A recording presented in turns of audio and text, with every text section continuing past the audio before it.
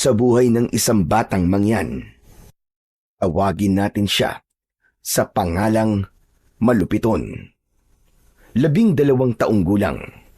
Nakatira sila sa paanan ng bundok ng Halcon. At doon ay tahimik na namumuhay kasama ang kanyang mga katribo. Ngunit isang araw, ang katahimikang yon ay biglang nasubok nang mabalitaan nilang may mga illegal loggers na naninira at namumutol ng mga punong kahoy sa nasasakupan nilang gubat. Ang gubat na yon ang siyang pinagkukunan nila ng kanilang mga pagkain at ito rin ang kanilang nagsisilbing tahanan. Pero hindi lang paninira ang kanilang ginagawa. Dahil isang araw, pati ang kanilang payapang pamumuhay ay kanilang ginulo. Dito na, haharapin ni Malupiton ang kanyang kapalaran, ang maging tagapagtanggol ng kanyang tribo. Kasabay nito ay mapagkakalooban siya ng mutya ng dugo at sungay ng Tamaraw. Handa ka bang tuklasin kung paano haharapin ng batang mangyan ang mga halimaw na sumisira sa kanilang komunidad? At paano kaya niya gagamitin ang kapangyarihang ibinigay sa kanya para siya ay makalaban? Sapat na ba ang kapangyarihang yun para panlaban sa kanyang mga kaaway? Paano kung matutuklasan niyang hindi pala tao ang mga ito, kundi mga aswang?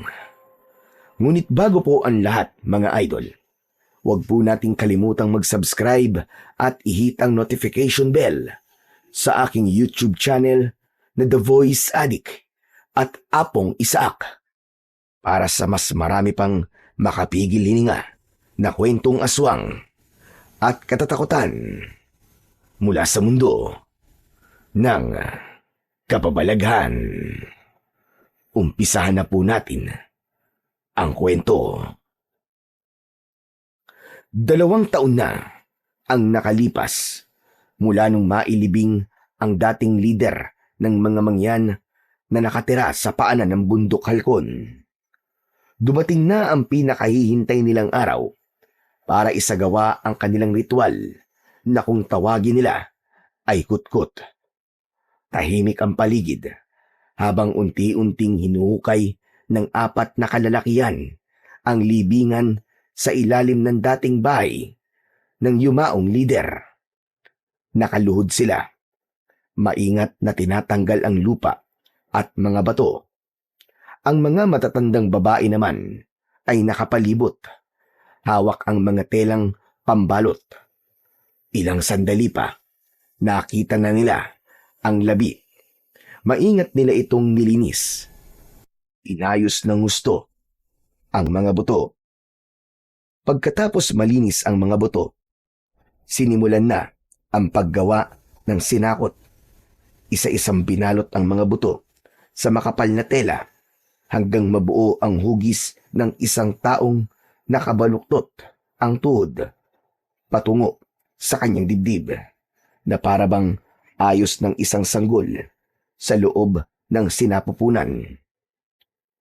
Pagkatapos nito ay dadalhin na ang mga buto sa kuwebang bato.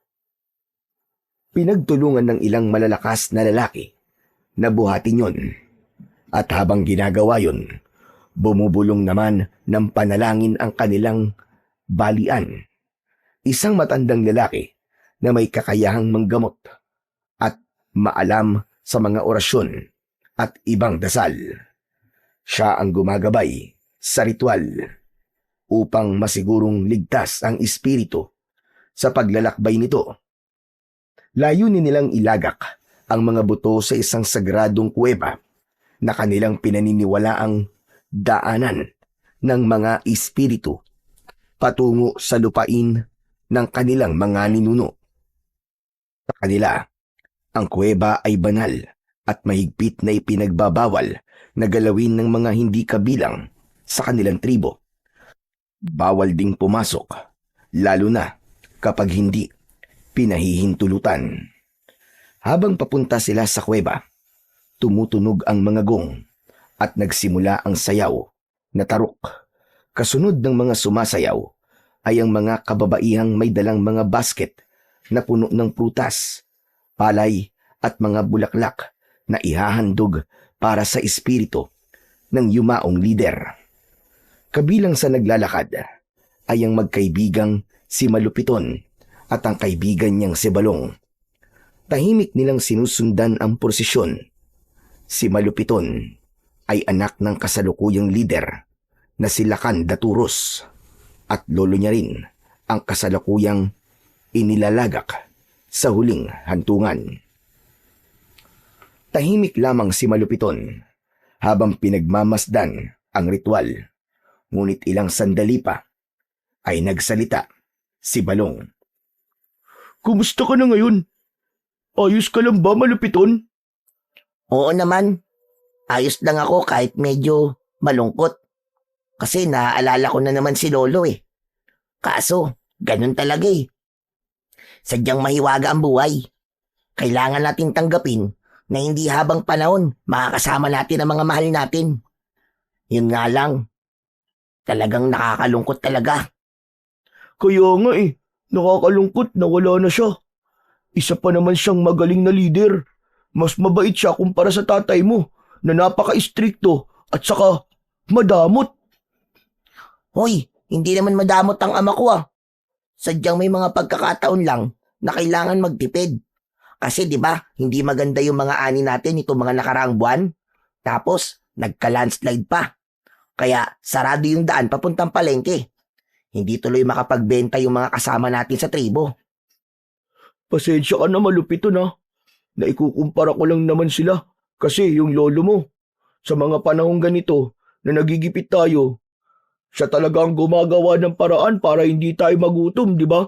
Kahit mahirap, nagagawan pa rin niyang magbigay at magpakain sa mga tao.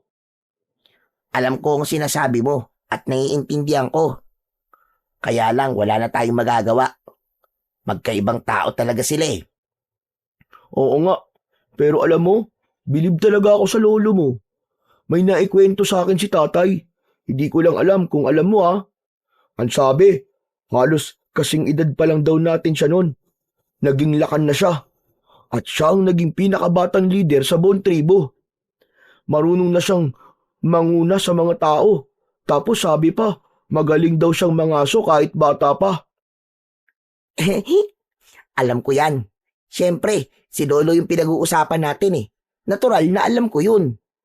Ikaw talaga oo. Alam mo, idagdag mo pa dyan yung sabi ni Ama na napili si Lolo na maging leader dahil siya mismo ang nagligtas at nagtanggol sa tribo laban sa mga masasamang dayo noon. Ang galing no? Paano kaya niya nagawa yun? May alam ba sa mahika ang lolo mo? Ang alam ko marunong. Talaga? Oo. Pero atin-atin lang to Sekreto lang kasi namin yun ni tatay at lolo eh. Marunong siyang gumamot. Katulad ng mga matatandang balian o manggagamot dito sa tribo. Marunong din siya sa ilang kakaibang ritual. Kaya rin niyang mangulam o magsaway. Yung pagbabalik ng sumpa sa pinagmulan nito. Hala, ang galing pala talaga niya. Nakakabilib. Mukhang wala na talaga makakapantay sa kanya. Sayang talaga. At wala na siya.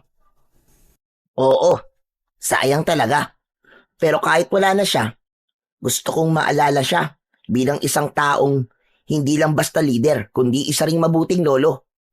Lahat ng alam ko ngayon, sa kanya ko natutunan at nalaman. May mga sikreto siyang sinabi sa akin na hindi alam ng iba. Teka, may alam ka mga sikreto? Ano yun? Sabihin mo naman sa akin Hindi pwede. Magagalit ang lolo ko. Ito naman, nagmana ka talaga sa tatay mo. Madamot. Grabe ka naman, Balong. Hindi lang talaga pwede kasi nga baka magalit ang kaluluwa ni lolo sa akin kapag sinabi ko to sa iba. Ganun? Sige na nga. Hayaan na lang. Pero totoo ba talagang marami ka natutunan sa kanya? Oo naman. Bakit di mo gamitin? Bakit hindi mo ipakita sa mga tao yung mga natutunan mo para makita nila na magaling ka rin? At para hindi na rin ako napapagod na magtanggol ng magtanggol sa'yo. Magtanggol? Teka, bakit naman? Iyan tayo eh. Ikaw kasi, palagi ka na lamang nagkukulong sa bahay. Kaya ang tingin sa'yo ng mga katribo natin ay mahina at walang alam. Hayaan mo sila. Ayoko nung sinasabi mo na kailangan kong ipagyabang kung ano ang meron sa akin. Hindi. Basta ako, ang gusto ko ngayon ay mag-aral at magpakadalubhasa ng sikreto lang. Naku, sinasabi ko sa'yo malupiton. Mas mainam na mailantad na kung gaano ka kagaling. Alam mo kung bakit? Bakit? Sige nga. Narinig ko sa usapan na kapag dumating daw ang panahon na kailangan ng palitan ng tatay mo, malamang sa malamang ay sa ibang pamilya na maghahanap ng kapalit niya. Dahil hindi ka raw talaga nila nakikitaan ng mga katangiang pwedeng maging leader. Kasi mahina ka raw eh.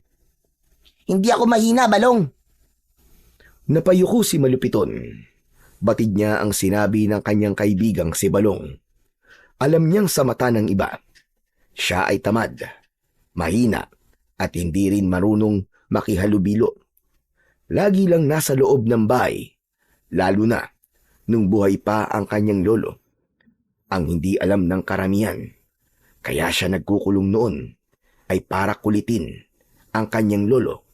Naturuan siya ng mga lihim na kaalaman ng mga balian. Nagpatuloy ang pang-aasar ni Balong, ngunit sa halip na sumagot pa, ay tahimik na lamang ang batang si Malupiton. Huminto na rin sila sa paglalakad dahil narating na nila ang bukana ng kuweba. Tumingin siya sa sinakot na unti-unti nang ipinapasok doon. At sa sandaling yun, nanumpa siya sa labi ng kanyang lolo na balang araw, ipapakita niya sa lahat na mali ang tingin nila sa kanya. Ilang sandali pa ay natapos na ang ritual. Matapos mailagak ang sinakot sa pinakaloob ng sagradong kuweba, isa-isa nang nagsiuwian ang mga tao. Sumunod na rin si Malupiton sa agos ng mga taong pauwi. Ngunit sa halip na umuwi sa bahay ng kanyang ama, ay dumiretso siya sa bahay ng kanyang lolo. 2 taon din nilang hindi napasok ang bahay na yon, simula nang mamatay ang matanda. Ayon sa kanilang kaugalian, ang bahay ng patay ay bawal pasukin o tirihan ng mga kamag-anak hanggat hindi nilalagak sa sagradong kuweba ang kanyang sinakot. Mabigat ang pakiramdam niya habang inaakyat ang hagdan papasok sa bahay.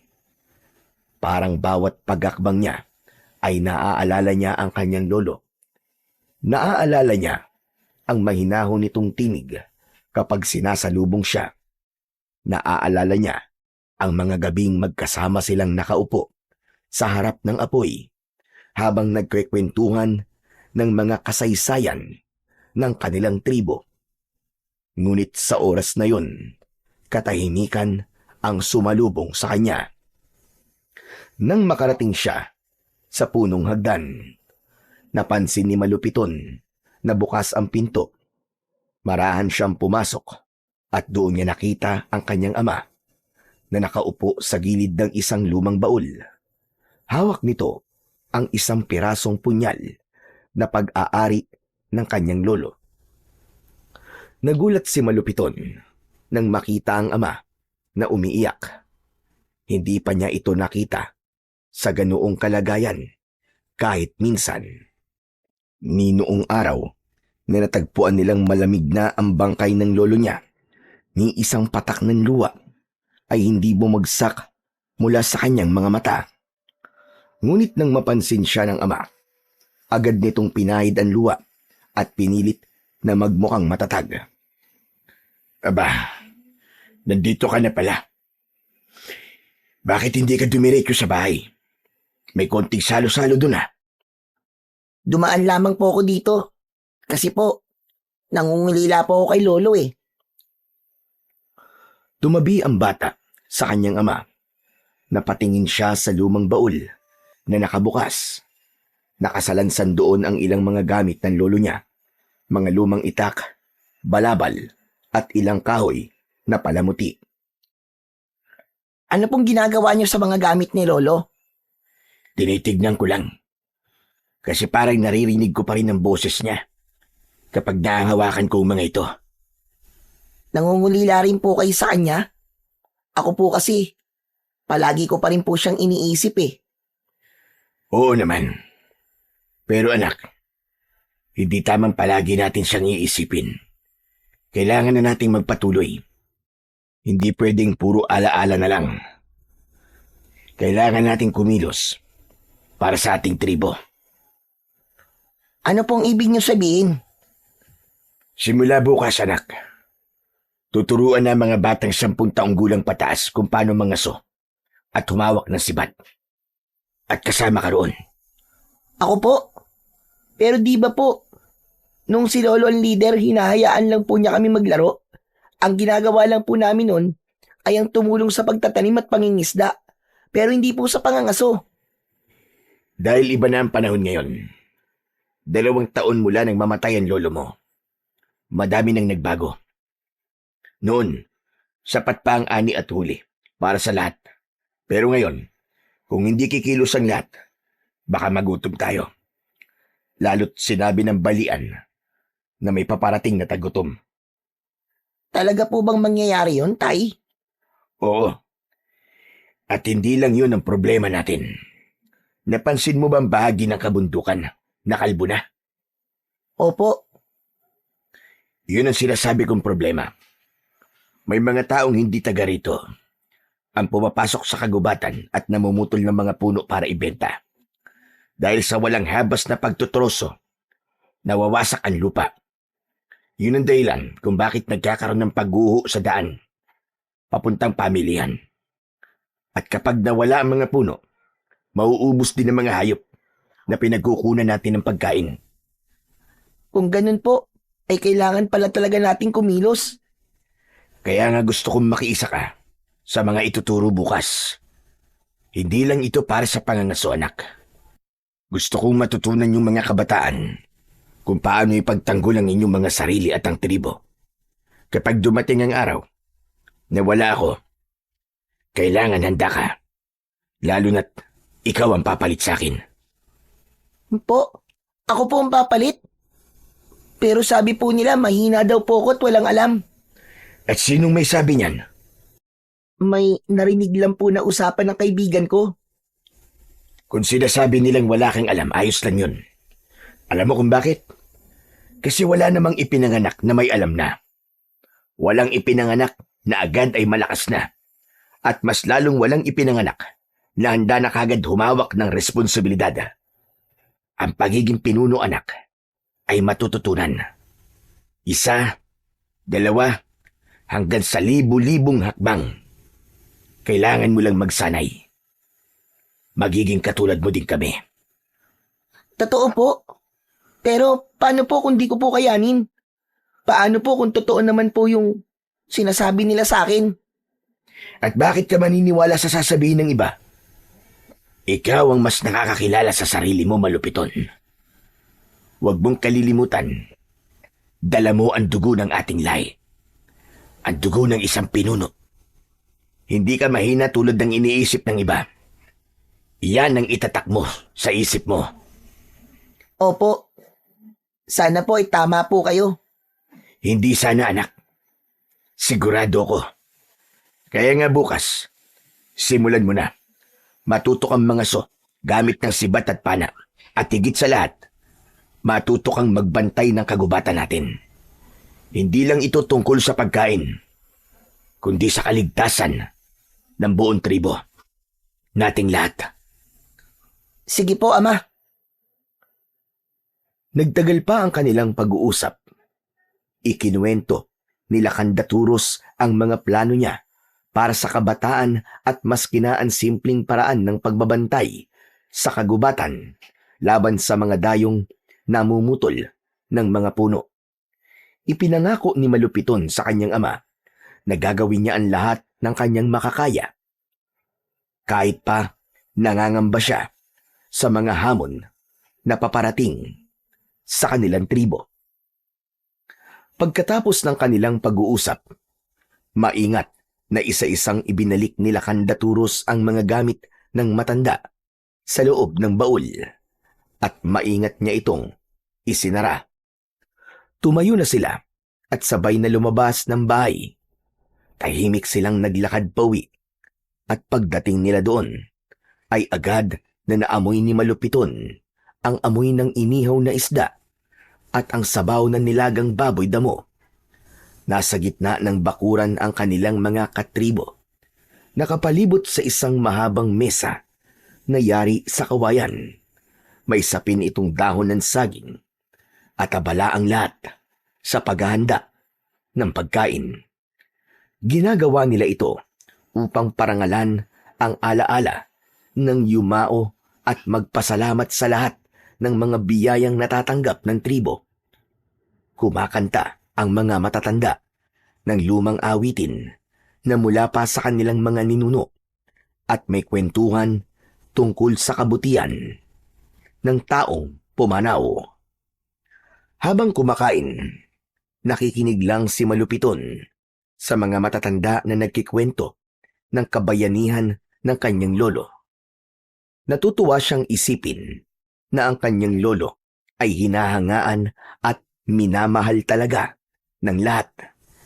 Ngunit kapalit ng tuwang yun, habang pinakikinggan niya ang usapan kung gaano katapang at katalino ang kanyang lolo, napaisip siya kung kakayanin ba niyang mapantayan ang mga yon. Tahimik lang siyang kumain, ngunit sa loob-loob niya, nagsisimula ng mabuo ang matinding hangarin niya na patunayan ang kanyang sarili sa lahat.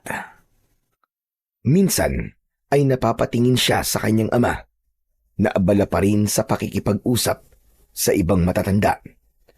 Kita sa mukha nito ang bigat ng responsibilidad bilang isang lider. Samantala, pagkatapos kumain ng lahat, ay nagsimula na ang isang simpleng ritual ng pasasalamat nila sa mga espiritu ng kalikasan. Tumayo ang balian at sinindihan ng halamang may mabangong usok. Isa-isang nagbigay ng galang ang mga tao. Inilalapit ang kamay sa usok at itinaas ito bilang tanda ng pasasalamat at paghingi na rin ng proteksyon para sa tribo. Maya-maya pa ay biglang nabaling ang tingin ni Malupiton sa gawing likuran ng mga puno sa di kalayuan. Doon niya nakita ang isang tapanaw na tila nakasilip at pinagmamasdan ang ginagawa nilang ritual. Tumayo siya at naglakad ng dahan-dahan dahil sa pag-aakalang baka isa ito sa mga alagang ginagamit ng kanilang tribo sa pagsasaka at nakawala. Ngunit mailap ang hayop. Sa sandaling nakita siyang papalapit, bigla itong tumakbo papasok sa gubat. Ngunit bago pa tuluyang mawala ito sa kanyang paningin, napansin niya na kakaiba ito. May makapal at makinang na kulay gintong balahibo ito sa batok. Noon lang siya nakakita ng ganun. Napakunot ang kanyang noo. Teka, hindi yun isa sa mga alaga namin ah. Naligaw lang kaya yun dito? Habang sinusundan niya ng tingin ang direksyon na tinahak ng hayop, biglang may kumalabit sa kanya. Uy! Kanina pa kita tinatawag ah! Ano ba tinitignan mo dyan? May ano kasi balong eh. May nakita akong tamaraw na para bang may gintong balahibo sa batok. Ano ka mo? Gintong balahibo? Ano sinasabi mo? Wala namang ganun ah. Sigurado ka ba sa nakita mo? Oo, balong, sigurado ako. Kung totoo nga yun, dapat mo sabihin sa kanila, lalo na sa balian. Baka may ibig sabihin ng pagpapakita ng tamaraw na yun na may gintong balahibo sa batok. Hindi, wag na muna nating sabihin sa iba. Kasi parang pamilyar sa akin ang tamaraw na yun eh. Parang narinig ko na noon ng tungkol sa kanya. Pero hindi ko lang maalala kung saan o kanino ko to narinig. Kung ganun nga, dapat mo sabihin. Baka kasi mahalaga eh. Ang mga matatanda lang ang nakakaalam ng lahat. Ang kulit mo naman, Balong eh. Sabi na wag na muna eh. Saka ko na lang sasabihin kapag naalala ko na ang tungkol sa kanya. Ewan ko sa'yo. Pero para sa akin, mas ligtas kung ipapaalam na natin. Anong ligtas? Bakit sa tingin mo ba? Kaya tayong ipahamak ng tamaraw na yon? Hindi salot ang anumang hayop. Wala pang tamaraw na nananakit sa atin. Sige na nga. Sikreto na nga lang muna natin. Hindi naman ako mananalo sa'yo eh. Nakumbinsi ni Malupiton ang kanyang kaibigan ni si Balong sa kanyang gusto. Ngunit bago pa matapos ang kanilang usapan, biglang nagbago ng paksa si Balong. Alam mo na ba yung tungkol sa plano ng Lakan? Na pati yung mga bata ay sasabak na sa pangangaso? Ha? Oo. Alam ko na. Sinabi niya na kanina. Pero hindi naman niya sinabi sa akin na sasabak tayo sa pangangaso. Ang batid ko, tuturuan at sasanayin lang niya tayo na humawak ng mga gamit sa pangangaso. Sus, doon na rin pupunta yun eh. Ano ka ba? Kaya tayo sasanayin ay dahil pati tayo kailangan na rin mangaso. Kailangan na rin nating pakainin ang buong tribo. Sa bagay, tama ka. O di ba? Pero sa totoo lang, hindi naman ako tutol. Hindi rin ako kinakabahan kasi alam mo na, hindi naman ako mahihirapan eh. Alam kong kaya ko, kahit ano pa ang ituro nila. Ganun ba? Oo! Madali lang naman matutong gumamit ng pana at palaso eh. Sisiw lang din sa akin ng pagbato ng sibat. Naku, sinasabi ko na sa'yo. Ako ang magiging pinakamagaling bukas. Oo nga, Balong. Siguro nga. Anong siguro nga? Hindi ka ba bilib sa akin? Ikaw, kaya mo ba? Ha? Ewan ko. Hindi ko pa alam kung kaya ko eh. Naku, wag mong alalahanin yun. Basta nandito ako, tuturuan kita. Kasangga mo yata ako. Tinapik siya ni Balong sa balikat. May halong yabang, pero may konting lambing din sa tono. Napangiti si Malupiton, kahit alam niyang bagyang nang aasar lang si Balong. Sa loob-loob niya, hindi siya tulad ng kaibigan na puno ng kumpiyansa. Ngunit alam niyang wala siyang balak umatras. Gagawin niya ang lahat para matuto. Hindi lang para patunayan sa iba na kaya niya, kundi para sa seguridad ng buong tribo. At sa isang bahagi ng kanyang isipan, alam niyang ang pagsasanay na ito ay maaaring magdala rin sa kanya sa kasagutan tungkol sa kakaibang tamaraw na nakita niya. Kinagabihan, nagtipon-tipon ang mga matatanda sa bulwagan ng tribo. Tanging liwanag lang ng mga sulo ang nagbibigay liwanag sa paligid. Subalit hindi yun hadlang para sa kanilang pagtitipon. Tahimik silang nakaupo at handang makinig sa bawat salitang sasabihin ng lider. Ang bulwagan ay simple lang. Nakaupo silang lahat sa lupa at nakaharap sa nasa harap nilang sila kandaturos. Samantalang si Malupito naman ay kasama nila sa pagpupulong. Nasa tabi ito ng kanyang ama. Tahimik lang itong nakamasid at nakikinig. Guwahon, may balitang nakarating sa akin mula sa ilang tanod sa gubat na may mga bagong dating na dayo. Namumutol sila ng mga puno na walang paintulot.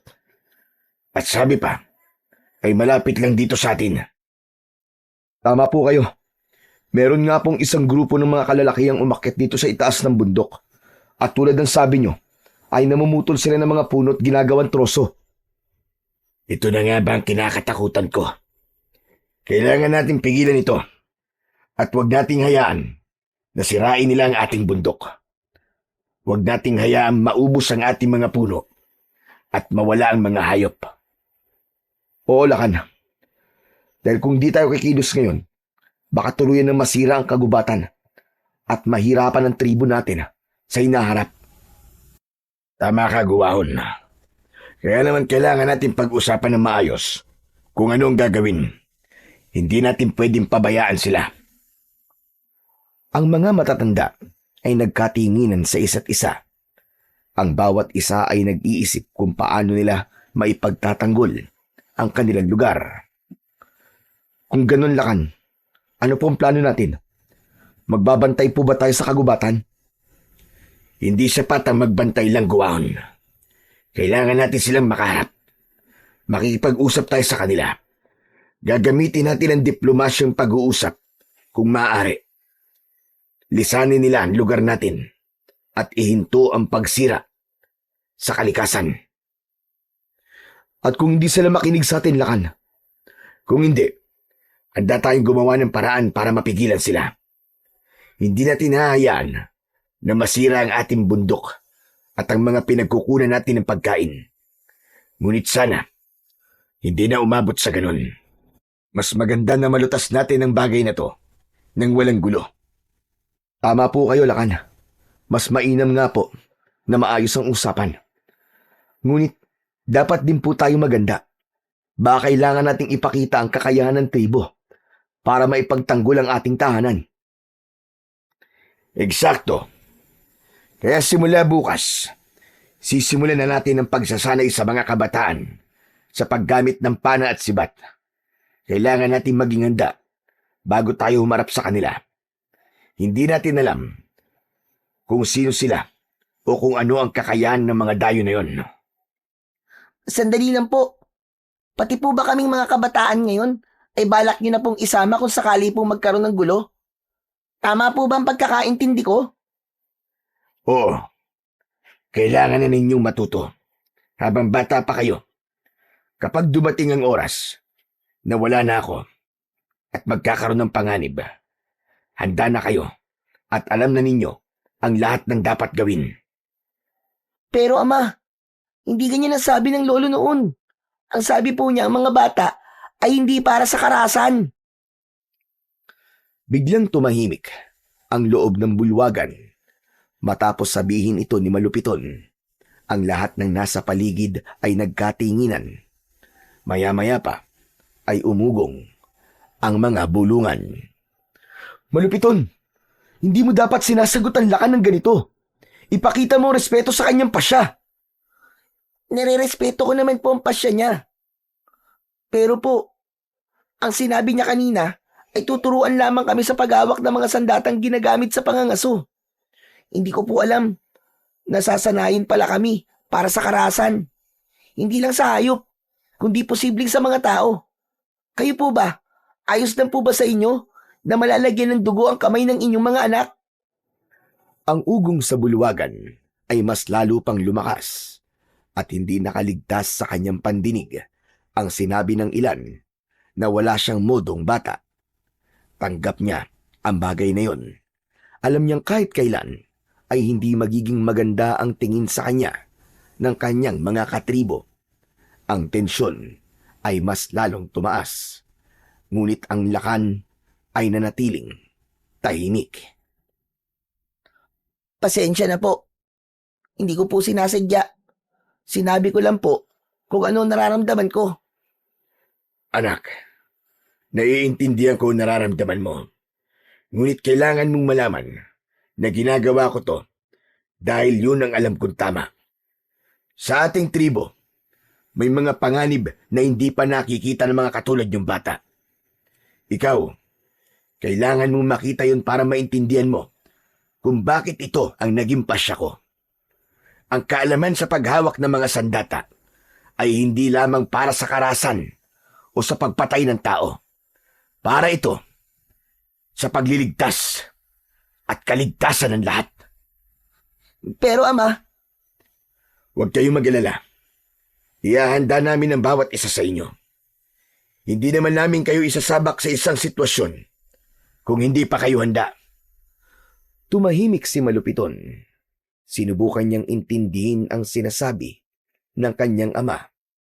Nanatili siyang tahimik hanggat hindi maliwanag sa kanya ang lahat. Mga kasama, kailangan ko ang tulong nyo. Kailangan natin silang gabayan at turuan ng tama. Siguraduhin natin na maiintindihan nila ang responsibilidad. Nakaakibat ng kaalaman sa mga sandata. Pero, paano kung tulad ng inyong anak ay matakot din ang iba? Normal lang ang matakot.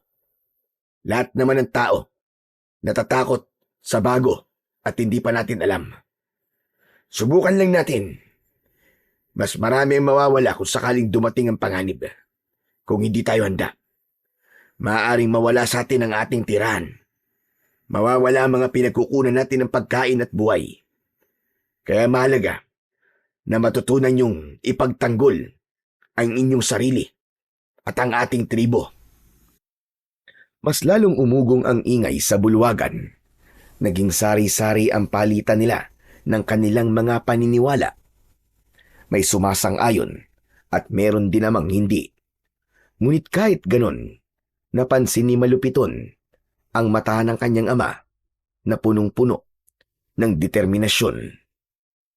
Kahit ibang-iba ang paraan ng pamamalakad nito sa kanyang lolo, alam niyang ibang walang nais ang lakan, kundi ang kabutihan ng lahat ng kanyang nasasakupan. Simula bukas, sisimulan na natin ang pagsasanay sa kanila. Nagpatuloy ang usap-usapan at sa huli, walang nagawa ang lahat kundi ang sumunod sa pasya ng kanilang lakan. Alam nilang matalino at may malasakit sa tribo ito. Kaya kahit hindi lubos na naiintindihan ng lahat ang pasya, iginagalang nila ang kanyang utos. Pagkatapos ng mahabang pagpupulong, nagsimula ng mag-uwian ang mga tao. Tahimik na ring pumasok si Malupiton sa kanilang tahanan. Mabigat ang pakiramdam niya. Hinubad niya ang kanyang suot na abay at nagpalit ng bago. Nang matapos niyang linisin ang katawan, ay nahiga na siya sa kanyang higaan.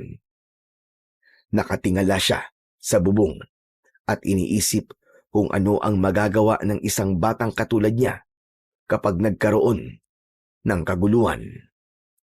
Tila paulit-ulit na bumabalik sa isip niya ang sinabi ng kanyang ama at ang mga bulungan kanina. Maya-maya pa, nang hindi makuha ang antok, bumangon siya at naupo sa tapat ng bintana. Sa labas ay tinanaw niya ang maliwanag na buwan at mga bituin sa langit. Kita din niya ang malahiganting anino ng bundok halkon. Napangiti siya sa magandang tanawin na yon. Guminhawa ang pakiramdam niya. Pero ilang sandali pa, biglang napansin niya ang isang nilalang na gumagalaw sa may kakahuyan. Agad siyang natigilan. Mula sa kanyang kinaroroonan, nakita niya ang isang tamaraw. Nakilala niya ito dahil sa kakaibang gintong balahibo nito sa batok. Matagal niya itong pinagmasdan. Ano kaya ang sadya niya dito sa tribo? Bakit kaya siya nagpapakita sa akin? Hindi nagtagal, namangha siya nang makita na biglang nagliwanag ang mga sungay ng tamaraw. Kasabay nun, lumitaw ang isang napakagandang babae sa tabi. Nakalutang ito sa hangin. Maputi ang balat nito. Mahaba at maitim ang buhok na umaabot hanggang bewang at dahan-dahang umaalon sa bawat pag-ihip ng hangin. Ang kasuotan nito ay nagliliwanag dahil sa mga nakapalibot na mga alitaptap. Hala! May diwata! Pagkasabi nun, ay tila huminto ang lahat. Nakatingin lang siya sa dalawang nilalang. Ngunit maya-maya pa, ay naglaho ang babae na parang usok. At ang tamaraw naman ay tumalikod at naglakad pabalik sa gubat hanggang sa tuluyan na itong nawala sa kanyang paningin. Nanatiling nakatitig ang bata sa gubat kahit wala na ang mga nilalang. Tama. Hindi ako maaaring magkamali. Diwata nga yun. Nagpakita sa akin ng isang diwata. Kailangan malaman ito ni Ama. Pagkasabi nun, ay tumayo siya. Kakausapin na sana niya ang kanyang ama, pero bigla siyang natigilan nang maalala ang kwento ng lolo niya tungkol sa alamat ng isang tamaraw na inaalagaan ng isang diwata ng kagubatan. Ayon sa kwento, taglay ng hayop na ito ang isang makapangyarihang mutya na nagbibigay ng pambihirang kapangyarihan sa sinumang makakakuha nito. Ngunit bago makuha ang mutya, kailangan munang mamatay ng hayop. Wala siyang matandaan na panganib na nabanggit ang kanyang lolo tungkol dito. Ngunit malinaw sa kanya na isang biyaya ang pagpapakita sa kanya ng diwata. Sa kabila nito, ipinilig niya ang ulo niya dahil hindi naman siya naghahangad ng kapangyarihan at lalong ayaw niyang magkaroon nito dahil takot siyang magamit niya ito sa kasamaan. Ang tahimik na pamumuhay ay sapat na para sa kanya. Bumalik siya sa bintana at marahang isinara ito, pero biglang nagulat nang marinig ang kanyang ama sa kanyang likod. Bakit hindi ka pa natutulog, malupiton?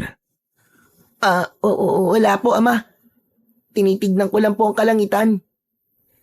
Maganda ang gabi. Malinaw ang buwan at tahimik ang kagubatan. Pero dapat ay nagpapahinga ka na. Maaga pa ang pagsasanay bukas. Opo, ama. Pasensya na po. Sandali. Hanggang ngayon ba ay iniisip mo pa rin ang tungkol sa pasya ko? O baka may iba kang iniisip? Hindi po, ama. Ayos na po ako. O sige. Pero tandaan mo, anak. Ano mang iniisip o nararamdaman mo, maaari mong sabihin sa akin, ha? Huwag kang maglilihim sa akin, anak. Handa akong makinig sa'yo. Opo, ama. Tatandaan ko po ang inyong sinabi.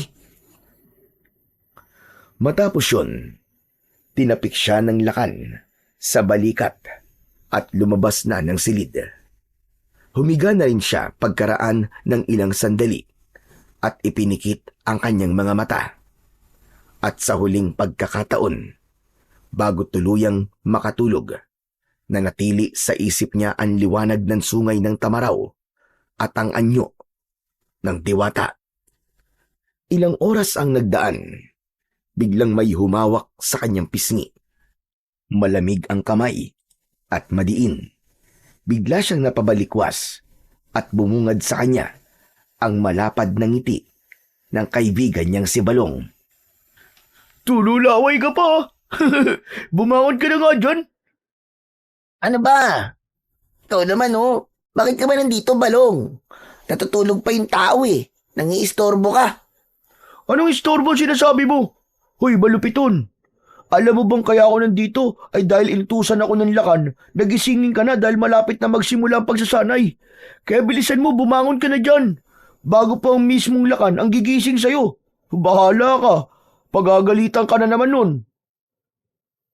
Napabuntong hininga ang bata at umupo sa higaan. Oo na, sandali lang. Mabilis siyang naganda, naghilamos, nag-ayos ng buhok, at nagpalit ng malinis na abay o bahag na gawa sa balat ng puno. Bilis na, ang bagal-bagal mo talaga kumilos kahit kailan. Oo na, tapos na. Mabilis silang lumabas ng bahay at tumakbo patungo sa maluwag na bakuran sa gitna ng nayon, kung saan nakita na nilang nakahanda ang mga pana at sibat at mga target na yari sa puno ng saging. Naroon na rin ang iba pang mga kabataan. Abala na sila sa pag-aayos ng kanilang mga kagamitan. Ang mga matatandang mandirigma na magtuturo sa kanila ay nakapwesto na din sa may harapan. Mga anak ng ating tribo, ngayon ay sisimulan natin ang inyong pagsasanay. Handa na ba kayo? Agad na sumagot Ang mga bata, nakahanda na sila. Agad na sinimulan na ang unang bahagi ng pagsasanay. Tinuruan sila sa paggamit ng pana. Maingat na ipinakita ng isa sa matatanda ang wastong posisyon ng katawan at kamay. Ikaw na, Malupiton, ang unang sumubok. Ha? Ako po? Pero, Sige na, Malupiton. Kaya mo yan. Anak ka ng lakan, kaya alam kong kayang-kaya mo yan. Sinubukan nga ni Malupiton. Ngunit sa unang subok, bigla siyang natumba sa unang hila ng bagting dahil sobrang higpit ng pagkakahila niya. Natawa ang ilan at napailing naman ang ibang matatanda. Agad namang lumapit si Balong para damayan ang kanyang kaibigan. Ayos lang yan. Unang subok mo pa lang naman eh. Sumunod na ang ilang bata. May ilan na nakakatama naman sa target, pero mas marami ang katulad ni Malupiton na hindi maayos na nagamit ang pana at palaso. Ngunit nang si Balong na ang tumira, natamaan niya ang mga target. Mabilis na humanga ang iba dahil sa husay niya sa paghawak at pag-asinta, lalo na't 3 beses niyang nasapul ang gitna ng target. Sa kabilang banda, ilang ulit pang nagkamali ang anak ng lakan. Minsan ay sobrang baba, minsan naman ay sobrang taas ang tama. Ngunit hindi siya sumuko, maski ilang beses siyang palihim na pagtawanan ng mga naroon. Nang matapos ang pagsasanay, nilapitan niya si Balong at binati. grabe ka. Ang galing mo, Balong. Hangang-hanga ako sa'yo. Salamat ah.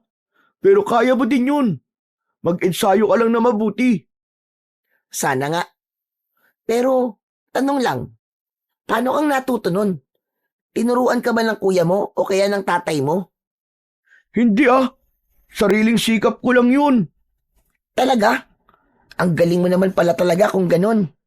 Siguro, kahit nakapikit ka, kaya mo pa rin tamaan ng target eh. Naku, wag na nating subukan. At baka mamaya niyan ibang tamaan ko.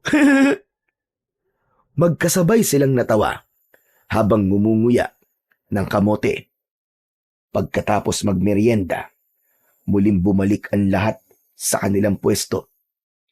Muli nilang sinimulan ang pagsasanay at sa pagkakataong yun ay susubukan naman nilang gamitin ang sibat.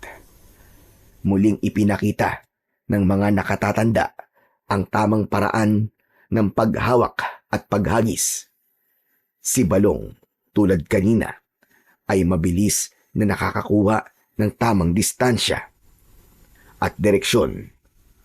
Sa unang hagis pa lang niya, tumama na kagad ang sibat sa gitna ng target o bullseye.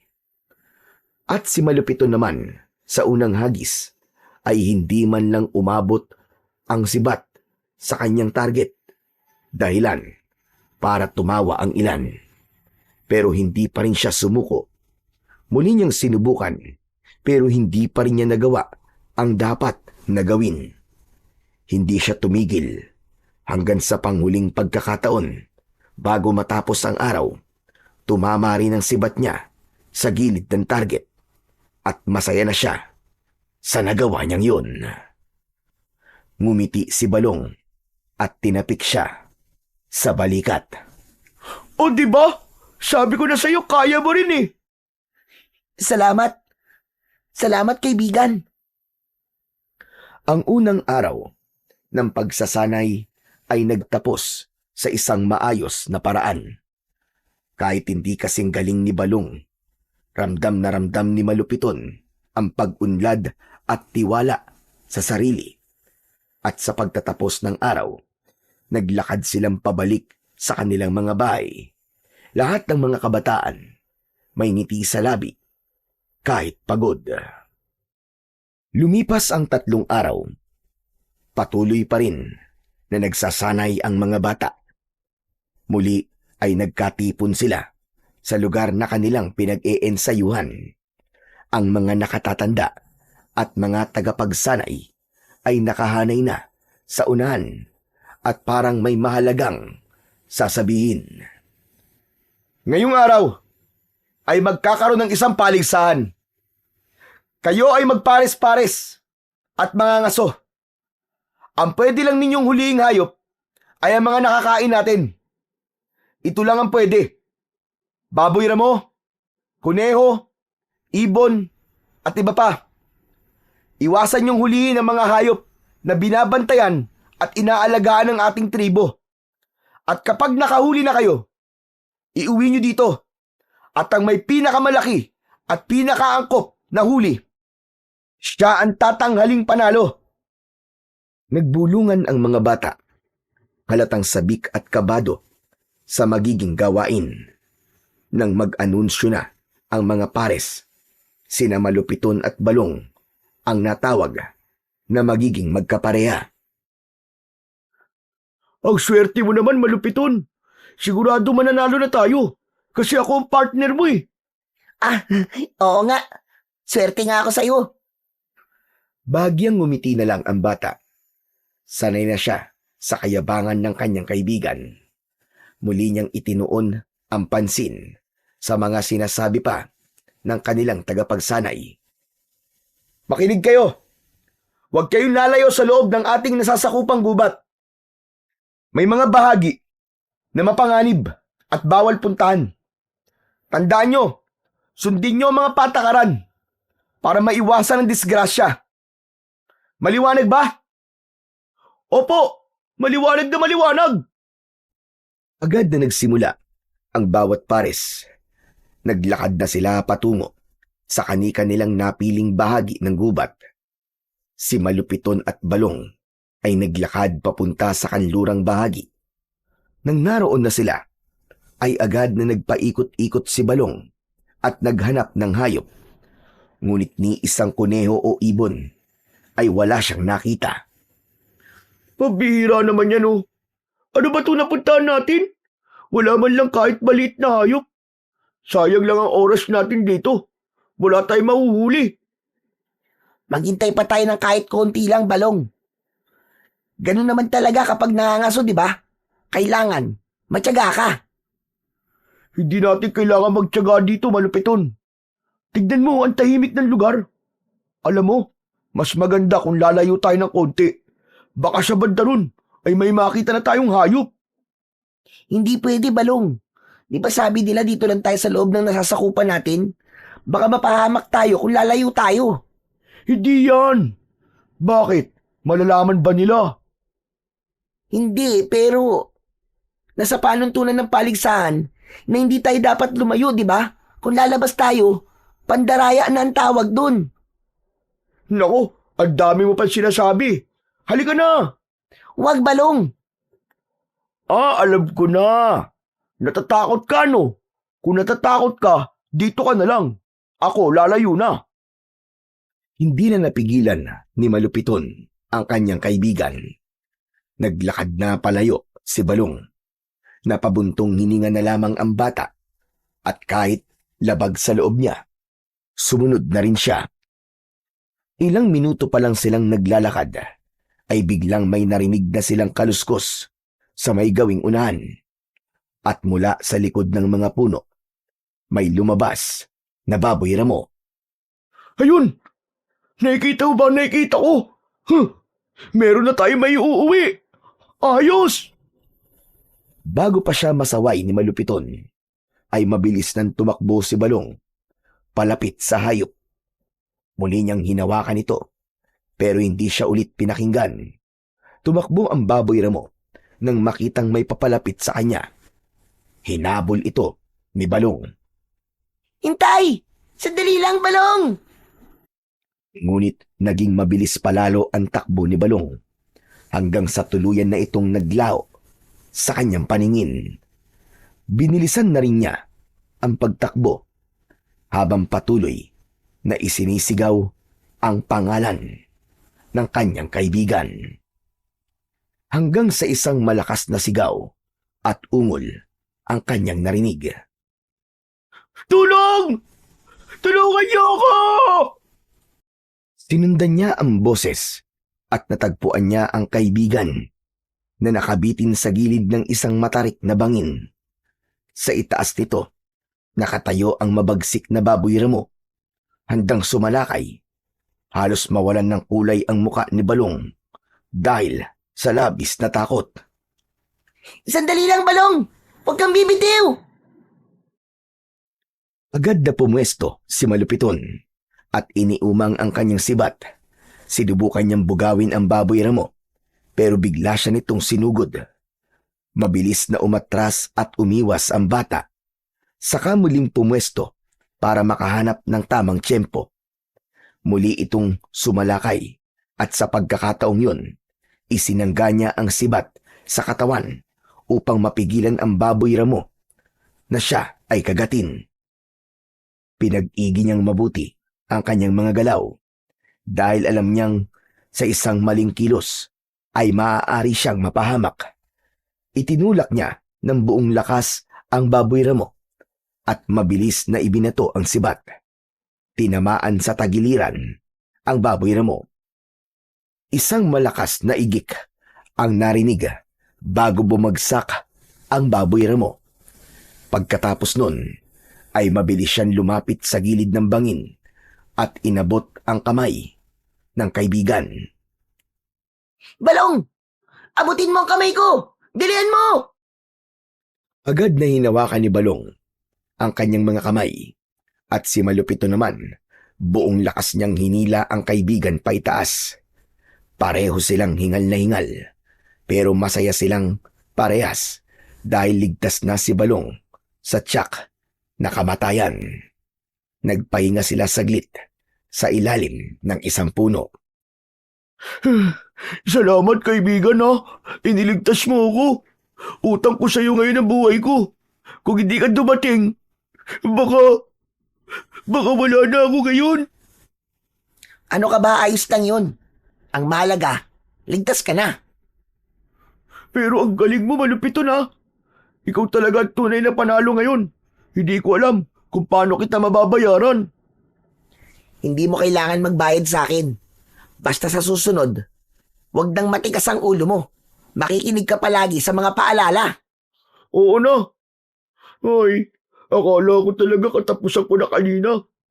Napakabangis pala talaga ng baboy ramo. Natakot din ako eh. Hindi pala talaga madali ang mga suno. Kaya nga eh. Teka, paano mo nga pala napatay yung baboy ramo? Saan mo tinamaan yan? Sa tagiliran, tinamaan siya ng binato kong sibat. Wow, ang galing ah! At talagang nasapul mo. Napakatapang mo rin naman pala eh. Eh ako, halos mamatay na sa takot nung bigla siyang humarap at lumusob sa akin. Nakakatakot naman talaga siya eh. Pero naawa din ako sa kanya. Napatay ko siya. Ayoko sana, Balong. Kasi, Ano ka ba? Huwag ka ba konsensya no? Bahagi yan ng paligsahan, ang pumatay ng hayop. yun na nga eh. Para ito sa paligsahan at hindi sa natural na pangangaso para sa pagkain. Manito, hindi dapat natin pinaglalaroan ng mga hayop, sabi ni Lolo. Eh pero kakainin din naman to, di ba? Hindi naman masasayang eh. Oo nga, pero iba pa rin ang dahilan. Kung para sa pangangailangan, tama lang. Pero kung para lang sa pangpaligsahan, hindi ako komportable. Baka magalit ang mga diwatang nagbabantay dito sa gubat. Alam mo, minsan masyado ka seryoso. Pero naiintindihan ko naman yung punto mo. Yun nga lang, anong gagawin natin? Kailangan natin sumunod sa kanila eh. Dahil kung hindi, hindi tayo papasa at hindi tayo mananalo. Ewan ko sa'yo. Puro panalo na sa utak mo. Tara na nga. Teka lang, may sasabihin pa ako eh. Ano ba sasabihin mo?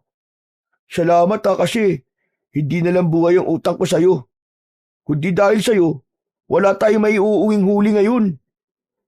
Huli nating dalawa yan. Pinagtulungan natin. Kaya pareho tayong may ambag. Hindi, ikaw talaga ang gumawa ng lahat ng hirap, Malupiton. Wala akong ambag. Ako pa nga ang muntik ng gumawa ng problema eh, dahil sa katigasan ng ulo ko. Kaya naman, pagdating natin dun, sasabihin ko sa lahat na magaling ka din. Ay hindi, sasabihin ko sa kanila na ikaw talaga ang pinakamagaling. Hayaan mo na nga yun kung ano-ano pa sinasabi mo eh. Mabuti pa, tara na, umuwi na tayo. O sige na, buhatin na natin itong baboy mo. O sige, partner. Binuhat nila ang baboy, pero sobrang nahirapan sila. Grabe, ang bigat naman ito. Parang mababali ang likod ko. Mabuti pa maghanap tayo ng matibay na kawayan para magawa natin siyang pasanin ng mas madali. Agad silang naghanap sa paligid at nakakita ng dalawang mahahabang kawayan sa gilid ng gubat.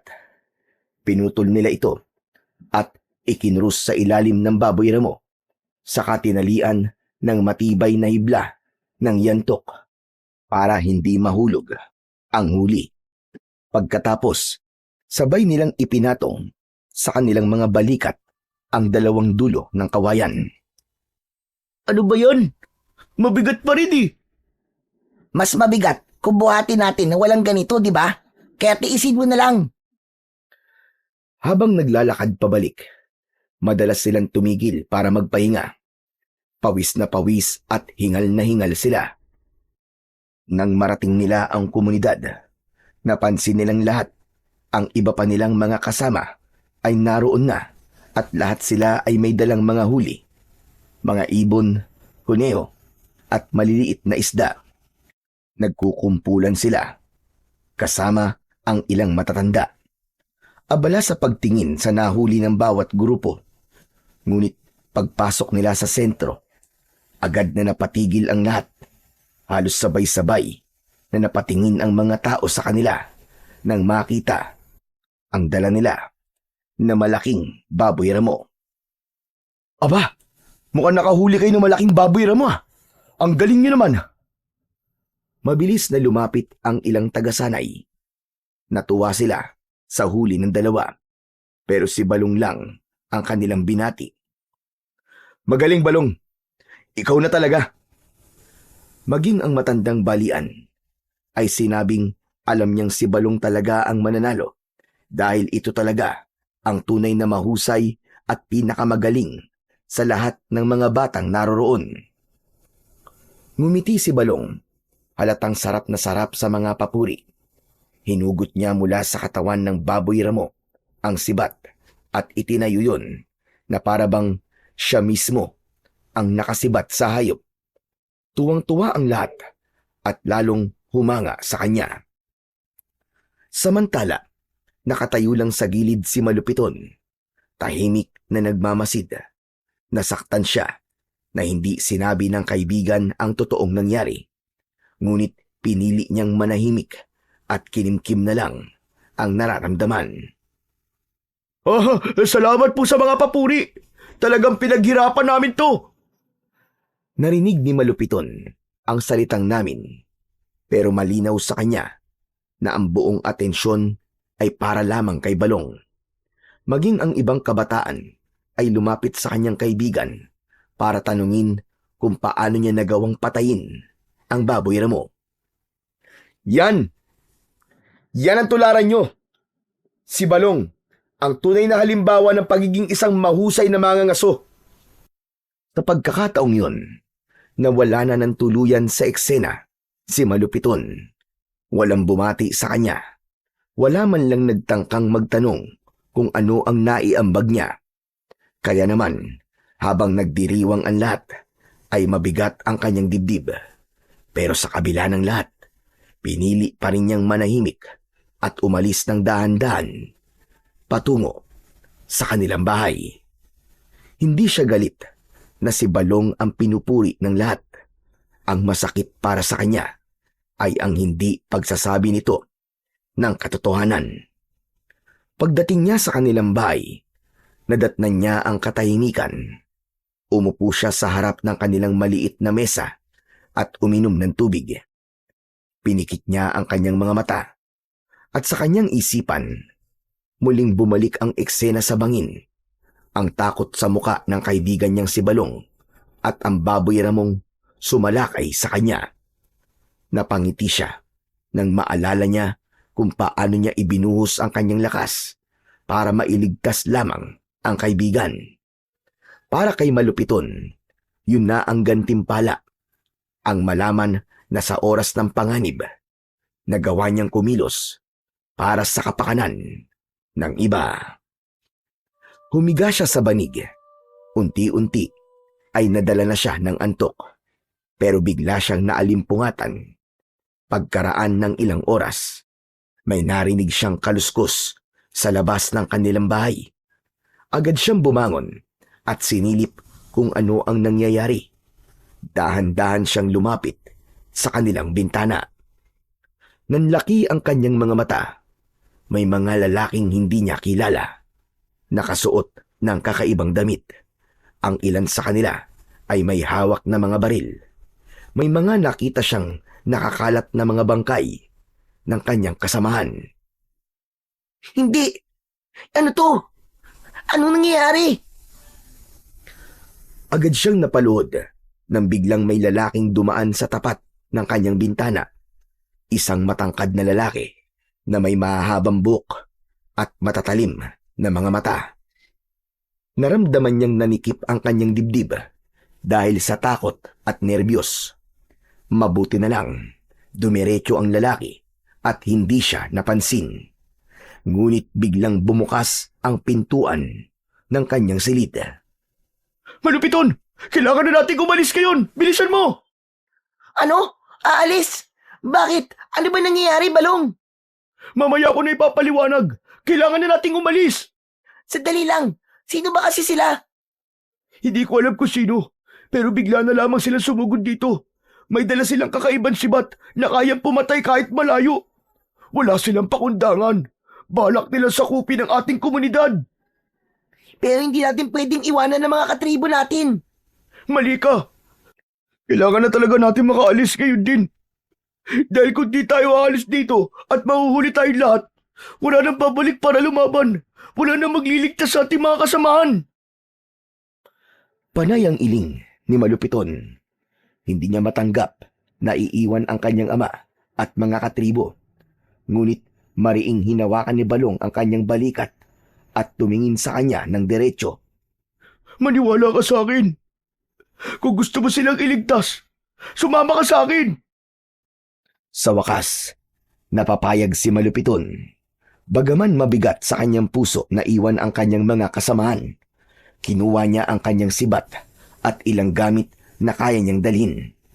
Lumabas sila sa likurang bahagi ng bahay at nagmasid sa paligid. Nag-ingat upang hindi mahuli. Tahimik silang gumalaw, nakaluhod at bahagyang nakayuko. May mga naririnig pa rin silang putukan ng mga sigaw. Ilang beses silang napahinto kapag napapansin nilang may armadong lalaki sa malapit. Nagtatago sila sa mga likod ng mga puno o sa mga makakapal na damo. Makalipas ang ilang minutong pagtakbo, nakarating sila sa may gilid ng kagubatan. Tumigil sila saglit para mapakinggan kung meron bang humahabol sa kanila. Mukhang ligtas tayo dito, pero kailangan pa rin nating makahanap na mapagtataguan. Saan tayo makakahanap nun?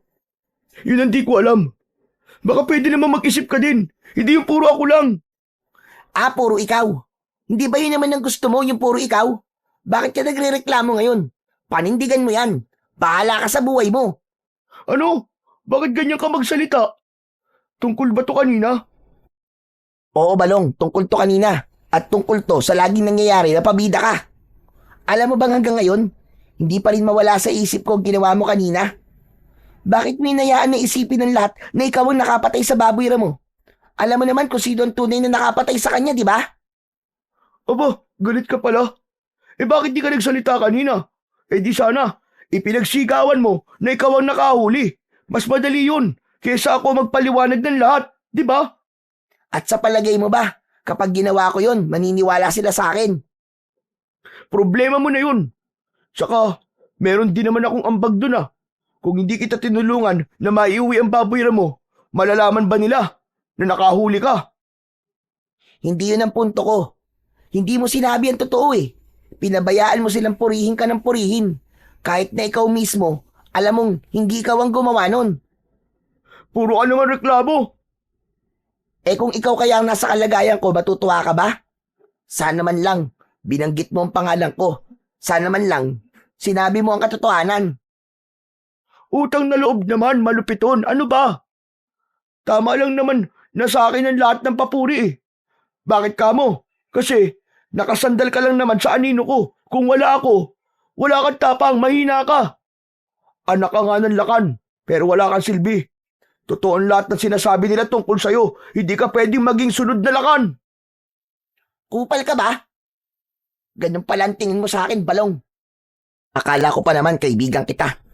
Pero matagal ka na palang may kinikimkim sa akin. Hindi ba totoo naman? Tignan mo na lang ang sarili mo nga. Ako ang totoong nagdadala sa'yo. Ako ang matapang. Kung wala ako, kikilos ka ba? Kung wala ako, lalabang ka ba? Mas malakas ako kaysa sa'yo. Eh ikaw, ano ka? Anak ka lang ng lakan. Anak lang. Anino ka lamang ng tatay mo. Oo, anak lang ako ng lakan. Oo, hindi ako kasing lakas at mas lalong hindi mo ako kasing yabang. Pero kahit kailan, Balong, hindi kita pinag-isipan ng masama. Kahit kailan, hindi ako nagmalaki sa'yo. Tinuring kitang kapatid, Balong. Sa lahat ng pagkakataon, ikaw ang una kong iniisip. O ano? Ako na ngayon ang masama. Bakit? Nagsabi lang naman ako ng totoo ah. Masakit bang marinig ang katotohanan na wala ka naman talaga silbi? Wala silbi? Hindi ba't bunti ka nang mamatay sa bangin kung di ako dumating? Natigilan si Balong. Hindi agad siya nakapagsalita at tila napahiya. Pero imbis na magpakumbaba, pinilit pa rin niyang panindigan ang kanyang kayabangan. Nagpasalamat naman ako ah. Saka ano bang ipinuputok ng butchi mo? Eh sinabi ko ba sa'yong iligtas mo ko? Anong sabi mo? Ang sabi ko, quit sa tayo. Iniligtas na kita sa kamay ng mga dayo, kaya wala na akong utang na loob sa'yo. At kung sa akin man napunta ang lahat ng papuri, at kung ako man ang naging bida sa mata ng lahat, wala ka na magagawa doon. Kasi alam naman ng lahat na ako talaga ang magaling. Oo, ikaw na ang magaling. Ikaw na ang palaging bida. Pero sa sarili mo, alam mo kung ano ang totoo. Nagkatitigan silang dalawa. Mas lalong tumaas ang tensyon. Sa huli, tumalikod si Balong. Maghiwalay na tayo. Magmula ngayon, hindi na tayo magkaibigan. Magkanya-kanya na tayo ng landas. Naglakad na palayo si Balong at hindi na siya pinigilan pa ni Malupiton. Samantala siya naman ay naglakad na din. Walang katiyakan kung saan siya patungo.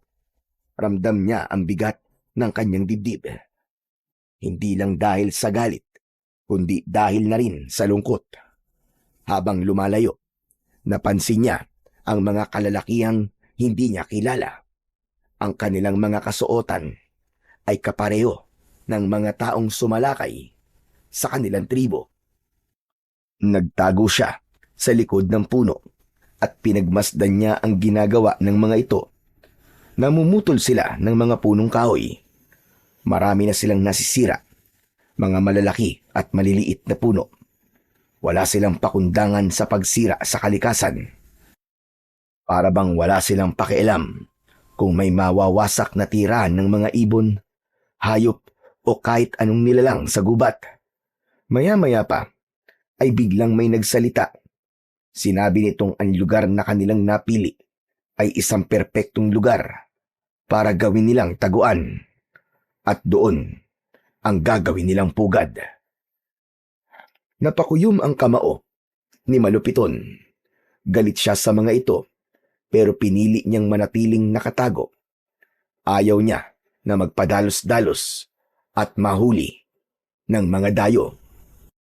Habang pinagmamasdan niya ang mga ito, biglang may lumapit sa kanyang tabi. Nakita niya ang tamaraw na ilang beses na ring nagpakita sa kanya. Nakatitig ito sa kanya at tila ba may gustong sabihin. Ikaw? Bakit? May kailangan ka ba? Tumango ng ilang beses ang tamaraw At pagkatapos ay dahan-dahang naglakad palayo. Panay ang lingon nun. Para bang inaanyayahan siyang sumunod. Nagdadalawang isip ang batang si Malupiton. Ngunit sa bandang huli ay pinili niyang magtiwala. Sinundan niya ito. Ilang sandali pa ay napansin niya ang daang kanilang tinatahak. Papunta ito sa direksyon ng Kuwebang Bato. At huminto sa harap ng Kuwebang Bato ang Tamaraw at itinutulak siya papasok sa loob ng kuweba. Teka, sandali lang. Teka, dito mo ba ako gustong magtago, Tamaraw? Muli siyang itinulak ng hayop gamit ang ulo nito.